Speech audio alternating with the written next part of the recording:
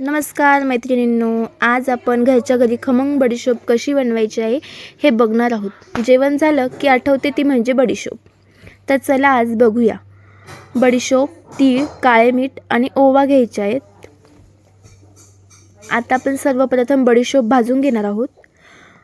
बडीशोप अशी छानशी भाजली गेली पाहिजे. मंद आचेवरच सगळं भाजायचं आहे आपल्याला. चला बडीशोप भाजेपर्यंत आपण मीठ तयार करून घेऊया. काळे मीठ आपण पाण्यामध्ये टाकायचं आहे आणि छानसं असं मिक्स करून घ्यायचं आहे, जेणेकरून मीठ आपलं विरघळेल. छान असे आपण आता बडीशोप भाजून घेऊया. तडतड आवाज येईपर्यंत बडीशोप भाजून घ्यायची आपल्याला. बघू शकता तुम्ही कशी भाजली आपण बडीशोप. आता आपण तीळ घेणार आहोत. तीळ पण आपण चांगलं भाजून घेऊया. कलर थोडासा चेंज होईपर्यंत भाजून घ्यायचं आहे.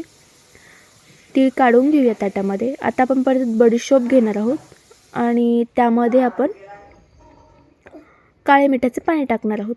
आता छानसं असं परत भाजून घेऊया. आता आपण ओवा घेऊया. ओवा छान अशा भाजून घ्यायच्या आहेत. त्यामध्ये काळं मीठ टाकून परत त्या अशा भाजून घ्यायचे आहेत. छान कलर असा छान येईपर्यंत आपण बघू शकतात कसा कलर आला आहे. आता आपण ओवा या बडीशोपमध्ये मिक्स करून घेऊया आणि वरून आपण तीळ टाकूया. हे सगळं मिक्स करून घेऊया. छानसं असं मिक्स करून घ्यायचं आणि गार होण्यासाठी ठेवायचं आहे. त्यानंतर तुम्ही बरणीतही भरू शकतात.